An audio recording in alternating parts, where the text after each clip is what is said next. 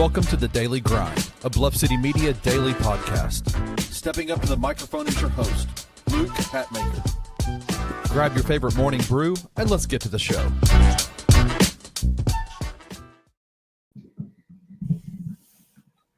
I'll be your dream, I'll be your wish, I'll be your fantasy. I'll be your hope, I'll be your love, everything that you need. All right, yeah, see, I needed to pick a song that I purposefully knew was awful. Because I've sung really good songs all week, and that was Savage Garden, I Am Not. Welcome to the Daily Grind. I am your host, Luke Hatmaker, and it's Wednesday. That means I've got both bucks. It's a $2 sandwich, a $2 bread sandwich. I don't know. I don't know. How are we doing? What meat in the middle would you be? What meat? Paul's. Baloney. Baloney has a first name. But bologna is what, all the other leftover bits from the other animals that they just mush together in a patty. Oh yeah, That's me. It's so good. That's me. I love bologna. How are you, Uncle? Just a bunch of feet and wieners smashed into a patty. Oh my god, that sounds just mashed into a patty and put on a bun. Just a bunch of feet and wieners smashed into a patty and put on a bun. That's what bologna means in Australia. That should be the title. That should be the title of my autobiography: A Bunch of Wieners and Feet Smashed into a Patty, written by Luke Hatmaker. Oh man, we're off the rails. How we doing, fellas? Great. Yep, we're good. Had a long night last night, Luke. This one's for you. I had to go to the ER last night, and when I got there, the nurse said, "What happened?" And I said, "I got bit by a wolf." And she said, "Where?" And I said, "No, just a regular wolf." Ha! Oh, Uncle Buck liked that. He did. He liked that one. He laughed. I also sent him the greatest Instagram reel I've seen in a long time. Luke, you would appreciate it. I'm going to send it to the group chat on IG, but it's showing NASCARs, and it says, if NASCAR drivers don't have radios, what do they listen to? And it's the Police song Roxanne, and he just holds the "and" like the engines, and it's absolutely like I about spit my coffee out. He's like Roxanne, just like it absolutely sent me. Oh my god, I love it. Oh, hey, even Edward appreciated my joke. Shout out Edward in the comments. Yeah. Edward popping off in the comments already. This is amazing. We're having a good start to this wild Wednesday. Wild Wednesday. Let's just jump into it. We got a little bit of Grizzlies news to talk about, which is, let me look at my watch. I think that's the first time that's happened in 20 days. It's maybe not 20 real days, but so the Grizzlies and the city of Memphis, and this is I guess it was Drew Hill over at the Daily Memphian that had this story originally. Shout out to him. They do excellent work over there. The Grizzlies and the city of Memphis appear to be spending $550 million. They're working on a $550 million plan for renovations to FedEx Forum. It's an agreement, a long-term agreement to keep the Grizzlies in the city of Memphis beyond the 28-29 season, which is currently how long their lease goes. Which for some reason, I don't know how I didn't know that. I don't know how I didn't realize the lease ended then. That's sooner than I care to admit. So the fact that this is happening, really makes me happy because you're looking at Portland got bought last week, right, for like $4 billion. Like these small market teams are getting scooped up, and so to see that that's not going to happen here, and that they're working to make sure that that's not going to happen for the foreseeable future is really, really, really nice for me. Yeah, for real. Like I've not been able to get in the weeds on this, local city government stuff. It's just not where I've camped out, although I've kind of watched along the edges, and not in fear, like necessarily thinking that there's anything special about the Memphis city agreement and the lease agreement with the Memphis Grizzlies. Like I'm sure it's fine and everybody gets along or whatnot, but that's the reason why Seattle does not have a team anymore and they're in Oklahoma City. It's because the city just refused to play ball, and they refused to agree on a new arena. The Ball Arena was, I believe it's Ball Arena, right? Back in the day. Yeah. Just was not in good shape. They had to have a new arena, and they ended up moving to Oklahoma City because they could not come to an agreement on this local government relations stuff, with needing a new arena. So it does scare me because it seems like 9 times out of 10, it's got something to do with the fact that the city just can't get out of their own way and do what needs to be done to keep their sports franchises there. Yeah, but it seems like what they're kind of ironing out is more like I don't think it's as catastrophic of details as what the Seattle and the Oklahoma City. Oh, I'm sure. And I'm a little bit. I'm not trying to like bash anybody on our show. I'm a little disappointed in some of our counterparts this week, talking about that it's like they're still perpetuating the bad rumor that it's due to crime and nobody feels safe in downtown Memphis. I was really disappointed to see that on the show this week. When the reality is they're trying to figure out lease length and lease terms. That's truly what it is how long this new lease is going to be. The $550 million injection is really, really great. That's going to help what is already one of the best in-game experiences in the NBA. It's been voted on by several different outlets, including ESPN. It's just going to make our stadium that much more attractive and that much better, because I've been to NBA stadiums, and like some of them in DC and Atlanta are super sleepy and not based in FedEx Forum, which we already have great LED lights and pyrotechnics and stuff that they've had. But this injection of cash is just going to further help make this deal happen. And again, the article that came out, I guess it was in June, was basically outlining, hey, they've agreed in principle on everything except for the city wants it to be, I think it was like 20 years, and the Grizzlies wanted it to be 20 and the city was saying 18, but it was just like over the course of a few years, nothing catastrophic in what I've read so far and in the Drew Hill and SI articles telling me that the Grizz are going to leave. Yeah. It's nice. I don't know. Like, you see small market franchises behave as small markets. I mean, and granted, the Grizzlies have been guilty of doing that in terms of like signing people on the front, like in terms of the free agent market, but they seem committed to the city of Memphis. And that makes it makes me happy when you see some of these other small market teams where it's like the New Orleans Pelicans and that city that, I mean, like they seem like they don't want to be there. The Blazers just got bought. Like, it's just nice to know that there's efforts being made. Well said. That's what on for both sides. It's just really nice. Yeah. And negotiations are always a sticky place. There's always so much the other parties want the other to kick in a little more or ask for a little less. And things are always said in these negotiations, whether it be, the Grizzlies saying like, hey, we would like the Beale Street area to have less crime. Okay, we're going to say that, put that on the city and almost use it as a bullet point. Or it's the city saying, well, I only want 18 instead of 20 because we want to be able to renegotiate this sooner than 20 years. Like, there's always just back and forth. It always gets a little contentious. Everybody's feelings always get hurt in negotiations, but it's part of like both sides trying to figure out a way to get to the middle and concede a little. Yeah.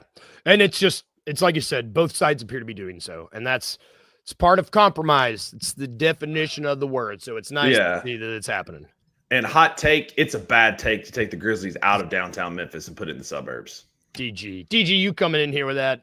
I love you, DG. Well, if you do that, you've almost got to build around it. A lot of times when these teams build new stadiums, they just take everything out of the city and just put it in the suburbs. And like the Grizzlies in Collierville just doesn't make a ton of sense. Sorry, Drew, continue. No, I mean, it makes the drive shorter for me. So listen, I don't care. But if you're going to put a stadium, just to play this out, if you're going to put an arena in a suburb or something, you've got to pay and allow a bunch of money to be spent on restaurants, things to do around the stadium. If you do that, if you do it correctly, I get it. I mean, like what the Braves did is great. What the St. Louis Cardinals have is great. Having the experiences around the stadium to where the whole, Grizzlies Village, whatever you call it, out there in the sticks. But if, it's got to be able to stand up on its own too. And two things, like the Cubs did it in the city of Chicago in Wrigleyville. Like they built Wrigleyville in the inner city of Chicago, so it can be done. B, I have a very low trust factor in Shelby County to be able to get something like that done and do it well and do it in an efficient time frame. Like there are potholes within a half mile of my house that I could go completely hide in and nobody would know I was there. And it's just, it's wild to me that like we think that the Grizzly, like the city of Memphis would be able to come together and build a Grizzlies village out in Collierville or Wolf Chase and whatever, where Wolf Chase is where a lot of the violent crime happens right here off of Germantown Parkway. But I digress. Like, I agree. I think instead of trying to take all that excess money and just all the logistics money would take to move them out of downtown, like make like Grizz Village around the Grizzlies where they are, clean up Beale Street, provide extra security, whatever you need to do to make people feel safer downtown or whatever, and make the experience be part of downtown Memphis on the river. I think that the Grizzlies should relocate to the suburbs in Mississippi. I was waiting for it. Bring them to I Mississippi. was waiting for it. I was waiting for it. Just give us something.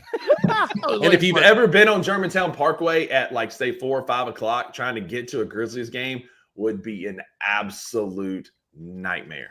I like the point that you made, Rusty, where like both of y'all made. We mentioned the city of Atlanta. We mentioned the city of Chicago. We mentioned the city of St. Louis that have done this correctly. I have faith more in those cities, like infrastructures, than I necessarily would Shelby County to do this exact same thing. The bigger cities with those more money. Yeah, bingo. So it makes more sense how these three areas, they were able to make this happen and make it happen well because they're three of the top 15 biggest cities in the country. But I like what the Grizzlies are doing for a small market team. I'd like to see it continue. Let's switch gears a little bit. Memphis, yeah, what I say. Let's switch gears a little bit and go to not small market teams and not small market talk. Let's talk about the Super Bowl because it's super early. And because although, fellas, you know what? We got 13 minutes of Grizzlies content. That's better than we've done all summer. I'm proud of us. Let's go to FanDuel, y'all. Head over to FanDuel Sports. We're gonna look at their Super Bowl odds because this is smack dab in the middle of the preseason. You know, like teams, got one more week of real NFL starters playing in preseason. No one's gonna play that last weekend. Yeah, most likely. Like. Something like that. Something like that. Yeah. I think about the third game, sometimes some of them will play a half.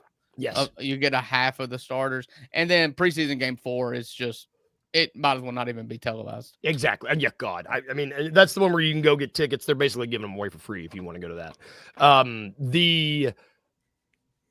Let's talk about the Cowboys. Sorry, I saw Daniel in the comments. Sorry, this is Super Bowl favorites. Yeah. You want to have y'all seen the videos where like the wife is roasting her husband who's a Cowboys fan? There's like 4 of them now where she's wanting to buy a VCR the other night to play VHS and he got upset. Like, what is only available on VHS that we need a VCR for? And she was like, well, I want to watch the Cowboys Super Bowl highlights.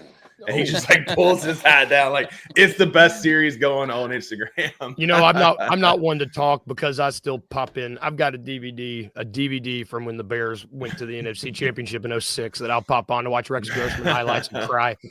We ate at a restaurant this weekend that was Chicago themed, and there was a bunch of like Chicago Bears memorabilia, and there was this picture of Devin Hester juking Adam Vinatieri to the ground on that opening kickoff in that Super Bowl. Mm-hmm. And I just looked at my wife and I said, you know what make that picture a lot cooler?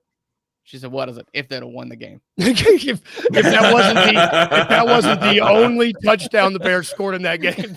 Literally, all Rex Grossman had to do was hang on to the football, and he fumbled it like 4 times. Like, you have one of the best defenses in the history of the world, and you just turn it over 4 times. Played electric guitar in the driving rain, and Rex Grossman played Purple Rain in the rain. You guys are hijacking my show. In the rain. We're not going to talk about the Bears. Stop it.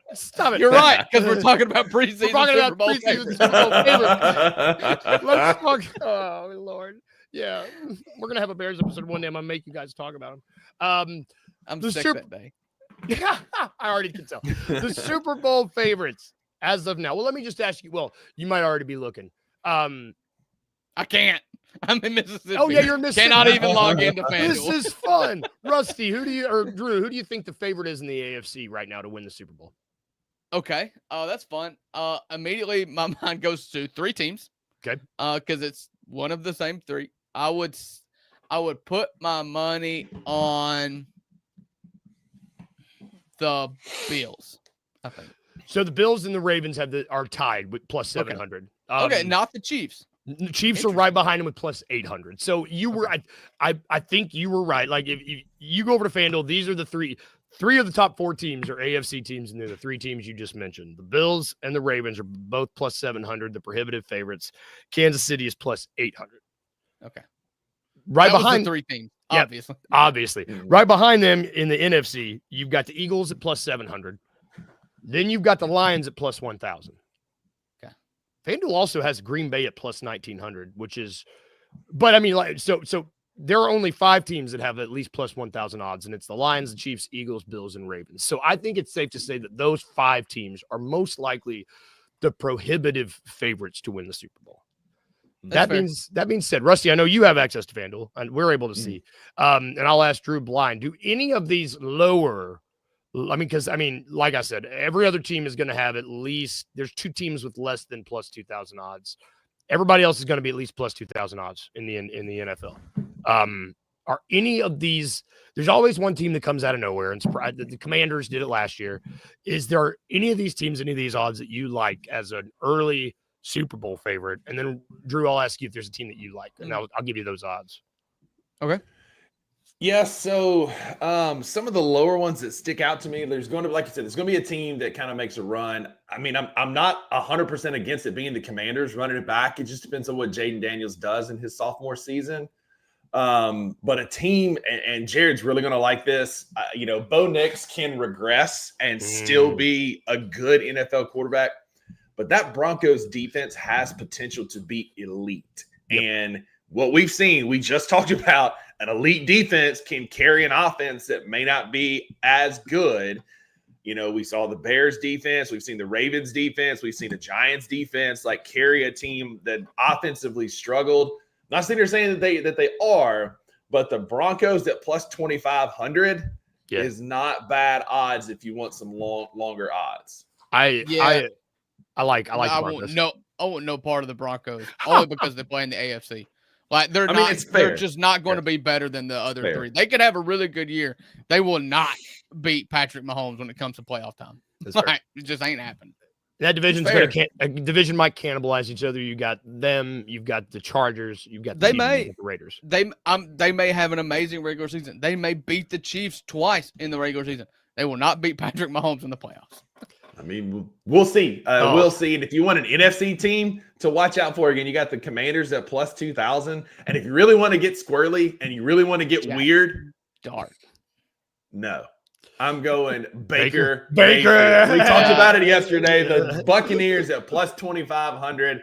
Mike Evans eyeing retirement. You got Baker who can do some magical things. I'm pretty high on Bucky Irving this year. He had a great back half of the season, especially last year. He's going to be a good fantasy workhorse. Tune in on Friday for your fantasy football focus with the 2 Buck Sports Show, where we talk NFL running backs.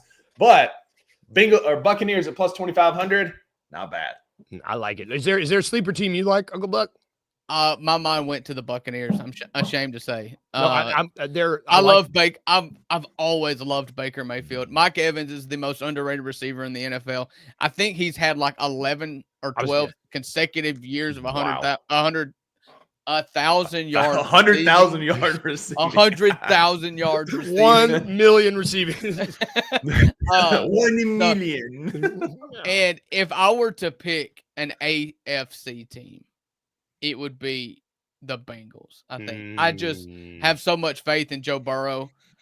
He has actually beaten the Kansas City Chiefs in the playoffs before. I'm just terrified that Joe Burrow is like Andrew Luck. And it's just like, okay, good luck having an offensive line that blocks. Yeah. I mean, Andrew Luck got his spleen busted. He got tackled. Their defense is not good. Yeah. I'm a believer in Joe. I get it. I love Joe Burrow, but that defense ain't gonna stop a soul. It's a good rule of thumb. Bet on the good quarterbacks. I mean, if they have, and if you're going to place a long bet on one of these Super Bowl long odd guys, choose a team that we know. Like I didn't know we had a shared love for Baker on that. I love Baker. This is cool. I love Baker. And I love a heel. I love yes. Especially if you back it up. I love cocky if you back it up, and he always comes to play. Yep. Speaking of 100,000, like there's a world where Joe Burrow is your NFL MVP because he has to throw for 100,000 yards because their defense is going to give up 50. And you know what? Jamar Chase is there for it. Yep, they can do it. They can do it. He's built for it. He is built for it. Weapon. He's built for it. He is built for it. We're going to take a really quick break, y'all. We will be right back, and then when we get back, we are going to do a really quick daily dose of It's a Trap, a two-way multiple choice. It's all multiple choice. I don't know. We're still workshopping how it's going to work. And then after that, we're going to draft some stuff. I'm really excited for this. You guys inspired me with your fantasy football focus. So we will be back right after this quick break.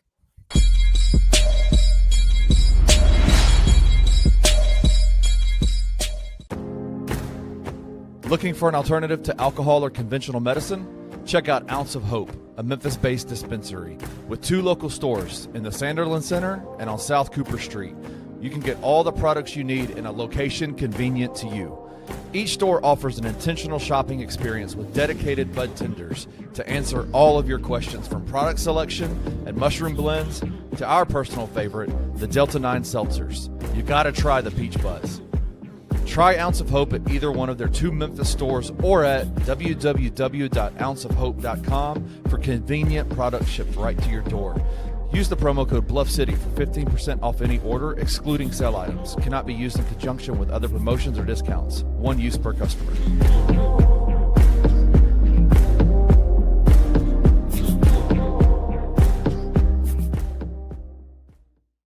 I think it's going to be an interesting season, right? Because this is like the first season where Silverfield doesn't have a Brady White or Seth Hennigan kind of fall back on, right? Yeah. This is a complete refresh. It's to be honest, given me flashbacks to Penny Hardaway and not having like a Lomax on the team. What are we going to see without Ryan's security blanket of Seth? I'll tell you who we're going to see. Brendan Lewis is your official starter. And I saw some folks on Twitter complaining about that. So silly. To me, it just says the staff knows that Brendan's the guy, or B-Lou, as we've found out. I think we shorten it to Blue. Yeah. You're my boy, Blue. You're my boy, Blue. Let's spell it B-L-E-W. Like he completes a touchdown. I want to challenge all Tigers fans. Blue. Tune in to Tigers Untapped with your hosts, Trey Lasley and TJ Willis, every Tuesday at 3 p.m. on the Bluff City Media YouTube channel.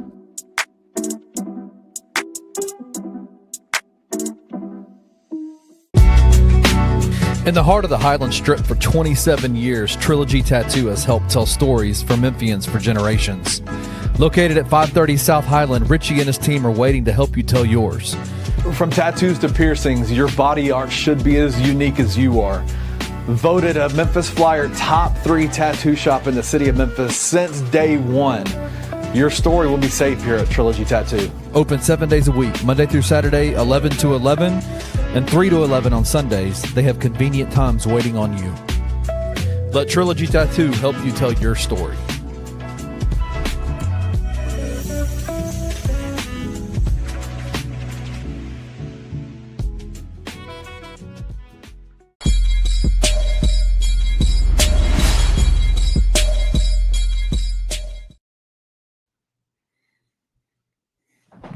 And I'm muted. No, we're back. I still got it. And we're back. Check it out, y'all. Ounce of Hope, Memphis's premier cannabis dispensary. They're great. Promo code Bluff City underneath us will get you 15% off. Go get their seltzers, get their mushroom vitality gummies. I know Rusty likes those. They're Big fan. Big fan. Help him. Did you sleep? Did you get some rest? I'm sleeping better. I had I've been sleepy. The mushroom vitality gummies kind of help you with that afternoon crash. Oh, yeah, help. I housed one of those yesterday afternoon, played 2 softball games last night, had plenty of energy to go. Yeah, absolutely. That's the roasted and the mushroom vitality gummies are my 2 new favorite products from Ounce of Hope. Heck yeah. Scan this QR code. It'll take you right to the site. You can get them yourself. Go get them, y'all. They're great. Also go get a tattoo, Trilogy Tattoo, if you want. Kenny's gonna get one. He said he's got to get one because he lost a bet. I'm excited. So we'll see if he follows through. It's funny. I play in a like no shade to anybody, but I play in a Baptist church, like church league softball league. And apparently there was a poster that was made like advertising their recreation ministry. And who is on the middle of the freaking poster but me and all my tattoos playing softball? Yeah. And Uncle Buck's muted, so I'm sure he's got great thoughts. We just can't hear it. What I was saying is that's probably the most detrimental thing that's happened to the Baptist church in a long time. There's a list. There's a list. Oh God, that's good. That's really funny. You know what? It's speaking of Baptist, I don't know. I don't have a transition that won't sound sacrilegious. Make that connection. It is time for our daily dose of It's a Trap. Named in honor of Admiral Akbar, RIP, known for his famous line, "It's a trap." It's on memified, gifified, everywhere. It's been drawn. It's been drawn. It has been drawn quite well. I tried to draw him recently. I'm going to leave it to Wayno because mine looked like poop, actual poop. But it's probably not that far off from what happened. Yeah, you know, when you're right, you're right. He looked kind of stinky. Kind of. I mean, he's very draws a very similarity to the poop emoji with the big eyeballs. So I mean, I got him sitting on my desk and he's looking. Yeah, you're right. Today, the name of the game is It's a Trap. The rules: I will give our guests, our contestants, 3 bets. It is up to them to guess which one's a trap. The name of the game, or the topic of conversation today, we've been talking about, we did AFC yesterday, the AFC Championship. We talked Super Bowl today. I want to see if you guys will be able to get the NFC Championship winner odds. Okay. And it is okay if you both guess the same one. We will not. No, we're not. Okay. We'll see. There will be a winner. Promises. Okay. Okay. Which one of these is a trap? Is it the Philadelphia 76ers? That's a trap. It's a trap. Damn it. You don't know what damn it. Is it A, the Philadelphia Eagles at plus 360, the Detroit Lions at plus 550, or the San Francisco 49ers at plus 950?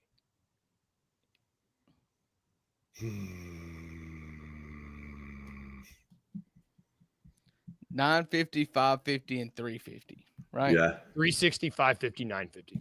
I don't know why it's 360. I don't know how math works. I'm going to call it 50 because that's how I remember it. Easier to remember. Okay. If I just play through this, I would definitely put them in that order. So that doesn't help me any. I don't necessarily like the Philadelphia Eagles at 350 because I do think that it's very hard to repeat. And I feel like the NFC is more wide open than just the Eagles. So if I feel that way, it's hard for me to ever bet the favorite. I don't know. I mean, it's going to have to be a wild guess. And to be honest, I've already won because I called trap on the 76ers. So yeah, I will say that the trap is the Niners. That's what I'm going Niners as well. I just think that like those odds are a little low for the 49ers. I think they're at least over plus 1,000. Okay. So you both got it right. The Eagles and the Lions, those odds were both correct. The Niners odds, the Niners actually had lower odds. The Niners are plus 900. It's the third best odds in the NFC. The Rams are right behind them at plus 950. And these odds are over at FanDuel if you want to go check these out, bet these. So their way of thinking, I imagine, is they've got the winner, the Lions and the Eagles. We mentioned them in our Super Bowl conversation. And then whoever wins the NFC West. I think it's just a toss. I think it's just a toss-up between if they think the Niners will win the NFC West or the Rams will win the NFC West. It's probably got a lot to do with the fact what I said is that nobody really knows who the third best team is. And it could be anybody. So I would imagine like who's right after the Rams. I imagine so it's the drop off to the Commanders. That's what I'm looking at. Like, it's weird. Like, it's the Niners, Rams, Packers, Commanders are plus 1,000, and so are the Vikings. And like you said, like this is probably going to move a lot over the course of the next few weeks. But like, I would have, if you'd have like gun to my head told me I had to pick the order, the 49ers and Rams would not have been in the top 5 for me. Oh, so yes, I would disagree on that. See, I would have had the Commanders up a little bit higher. Maybe the 49ers then, like maybe like put the Commanders, then 49ers. And then the Rams and Packers, which they're tied at plus 950. I mean, that's fine. I just don't know that Matt Stafford, like his back has been really bad this preseason. I don't know he's gonna be able to like stand up for the entirety of the season. And again, I remind you that their backup quarterback is former Jones County Junior College Bobcat Stetson Bennett. Keep forgetting. Man, this is showing a lot of like little faith in the Commanders because they just don't think they can beat the Eagles, which is interesting because it's like Drew said, it's hard to repeat. I mean, yeah, I'm not there on the Manders yet. I don't think, just because sophomore slumps are real. I keep talking about quarterbacks, and maybe Jaden Daniels is the truth. It's very true. It's very possible that he's just amazing and he's the next young quarterback that figures it out and leads a team to the Super Bowl. It's very possible, but it's still his second year. So a lot of times you see a regression in the second year. Look at CJ Stroud from last year, won Rookie of the Year, and the team struggled the next year. And then you compare that to Brock Purdy, and if Matt Stafford's healthy, they've both been to a Super Bowl, if not 2. I'm just I'm more bullish on the team with quarterbacks that have been there and proven it. Yeah. I mean, there are the NFC. I find the NFC much more fun to wager on than the AFC. The AFC, it's like there's 3 teams, and if you want to pick someone else, good luck. But the NFC, pick one. Pick one. The NFC is going to be fun if you got money. Except for the Ravens, because they're not going to make it to the AFC Championship game. They never do. What are you talking about? Give me those looks. You're right. That's not a hot take. I mean, Lamar Jackson gets beat in the first round every single year. Okay. Fair. All right. Fair. The Titans beat him. Fair. Very That's fair. very fair. Very fair. I have no rebuttal. Speaking of Lamar Jackson, we haven't done this in a while, and we're going to do this. I have been, fantasy football is right around the corner. And before we get out of here, it is draft day, not the movie. Draft day, not the movie. It's time. We haven't done this in a minute. We are going to draft the starting lineups of a fantasy football team. No defense, no kickers, because if you're drafting those before your last 2 picks anyway, you're an idiot. Unless it's, I don't know. No, you're an idiot. I stand by that. Stand by it. Stay away your whole chest. So breaking news, the League of Avengers will not have kickers this year. What? How about that? That's news to me, and I'm in the league, and here I am making a plan. Extra flex player. Oh man, that's so much better. Okay. Oh god. So I love that. Oh man, I need to do that in my league. Smart. Okay. So we're not drafting kickers. We're going to be drafting a quarterback, a wide receiver, a running back, a flex, and a tight end. Is that 5? One of each. 5. We're going to do those 5. And let's see what order we're going to go in. Okay. 1s, 2s, or 3s. Rusty. 2s. Drew. You go first. Hey, I'm nothing but a Goodyear man. Give me the 3s. Okay. Oh, okay. So Rusty's going to go first, then Drew, then me. Let's go. Okay. All right. McCaffrey. Yeah, no, not. We talked about him earlier. Joe Burrow's going to have to throw the football a whole lot because their defense is terrible. He is the 101 in every single mock draft board. Jamar Chase. Okay. Yeah, that's pretty simple. I would say that's about as good as what could ask for when you've got the number 1 pick. Yep. And maybe any League of Avengers players that are watching this right now. Rusty has the number 1 pick, so just go ahead and I guess assume Rusty's That's taking funny. Jamar Chase. How about that? Don't run it back now. Don't run Who it said back anything now. about running back? Who says this is not a smokescreen and I haven't been doing more homework? Okay. Yeah, Because homework, really? Oh, damn. All right. Okay. All right. So I like a do-it-all running back. I've taken Christian McCaffrey at least 6 times. I'll take Bijan Robinson because there is no backup to speak of in Atlanta. High volume. He's going to catch a lot of passes. He's going to run the ball a lot. It's not sexy, but I'll take Bijan. Well, and they got a young quarterback who's going to need a security blanket. Why do you think he has trouble sleeping? Yeah. Well, I mean, with that last name like Penix, and it gets already been misspelled on TV once this year, I probably would too. What did they do? Remix? Is that what they? No, they put S. on remix. No. It was one of those things that's put in baloney. Feet. Is it my turn? Yes. You got 2 picks. Cool. So I am going to do CD Lamb. Good call. Okay. I think he's going to. I don't know who else who's going to be. They don't have any running back. Who else is Dak going to throw the ball to? Who else, what other offensive player do they have that's not named Dak Prescott? Deuce Vaughn. I just took one of those this morning. Drew, you and him see things eye to eye. Yeah, he is I could play for the Cowboys. And then I do. Oh God, until he slows down, I'm not. I'm going to believe he can keep going. I'm going to take Derrick Henry. Ooh. Okay. You're going to let works out well Rusty get a good running back. This works out real well for me. I am. He carried me last year. All right, I will. I think there's an obvious one here. I'll take Justin Jefferson. And then I'll think about a quarterback here just because I've got Why the you two get most 2 important.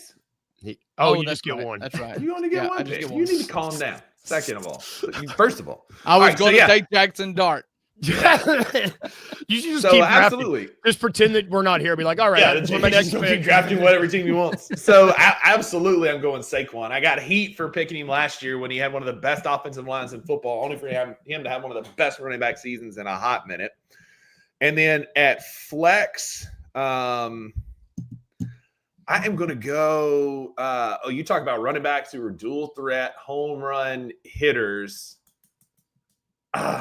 Yeah, I'm going to do it. I'm going Jahmyr Gibbs for my next pick. Yeah, that's a good pick. All right, so I could go quarterback or flex here. I'm going to pass on the quarterback, I think, just because there's plenty of quarterbacks. That's typically the strategy anyways. I could go tight end. And Luke, are you going to take a tight end with one of your next 2 picks? Who's asking? Don't tell him. Don't tell him. All right. I guess I'll just go with the best position player. There isn't an obvious tight end 1 for me. And I don't want tight end 2. So I'll take Brock Bowers. Yeah. Right. Okay. So for my, I'm going to do a wide receiver for my flex. I'm just hoping Derrick Henry doesn't die. I'm going to do a wide receiver for my flex. I'm on Ross St. Brown. I really like him. Yeah, I was between him and Gibbs for that pick. I like him a lot. Yep. And then I'm going to take Trey McBride as my tight end. Okay. So I feel smart for taking Brock Bowers now. According to ESPN, Trey McBride is the number 1 ranked tight end. Mm-hmm. Oh, really? I just prefer not to trust Kyler Murray. So. Yeah.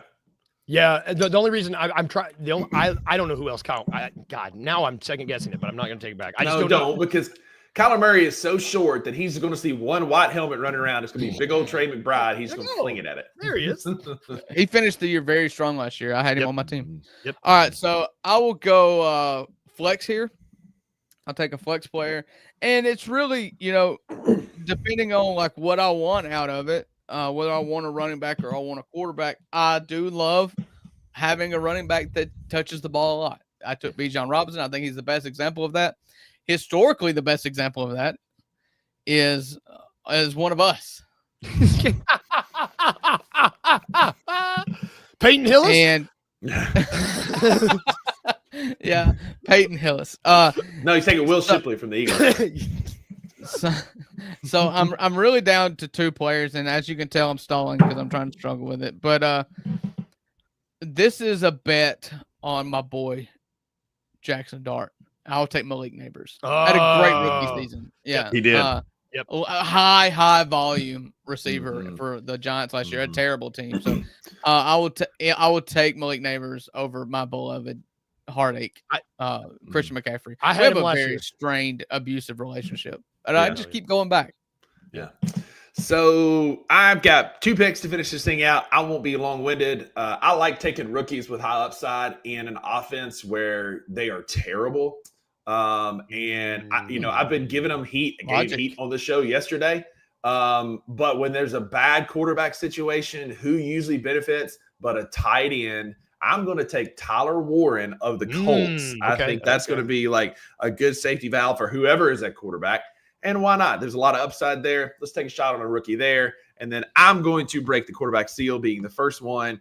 Yes, he may not be able to win in the playoffs, but y'all let me walk the dog with y'all in this draft. And I am taking Lamar Jackson because he's an amazing fantasy quarterback, dual threat. And just know that whatever I decide to name this team, he's going belt to ass on y'all this year. Yeah, I would have to strongly disagree. That's what I think that it looks like. Yeah, you're probably right.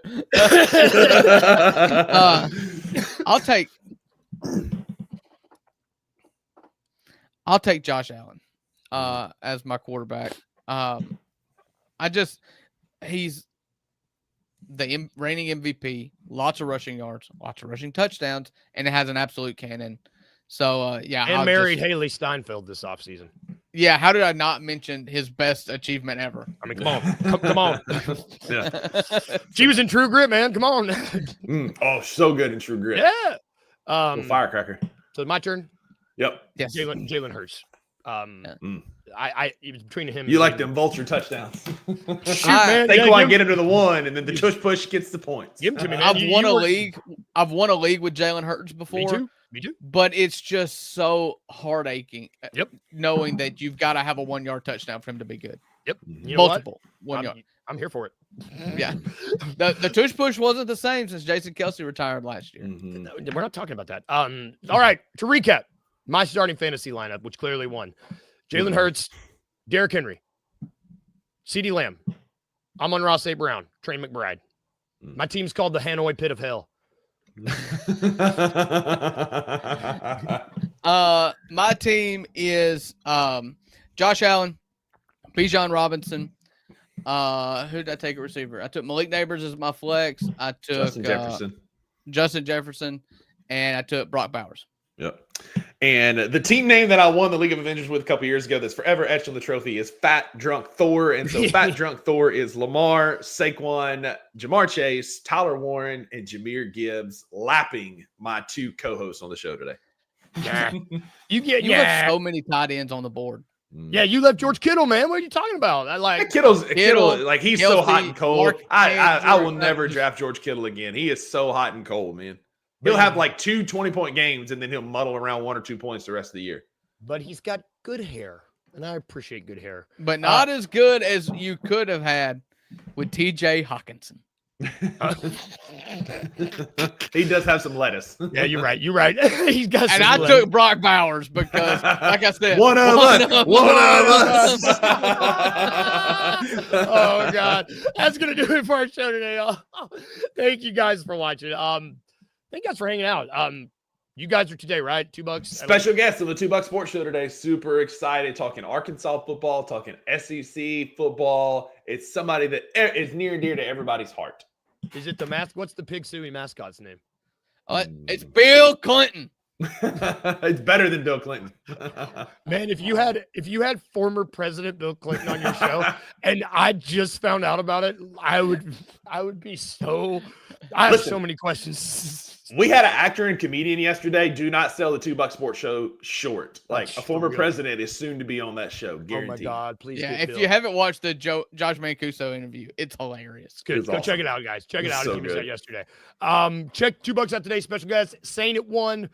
We will be back tomorrow. Have a good day today. If you go to work, have a good day at work. If you stay at home, have a good day at home. If we can leave you with anything at all, like we normally do, just remember these 2 things. Remember, be a little weird like that. And remember to smile. Right. See you guys. Thank you for listening to The Daily Grind. If you enjoyed this episode, leave a rating and a review wherever you download your podcasts. Also, like and subscribe to Bluff City Media's YouTube page. We'll see you back here next time.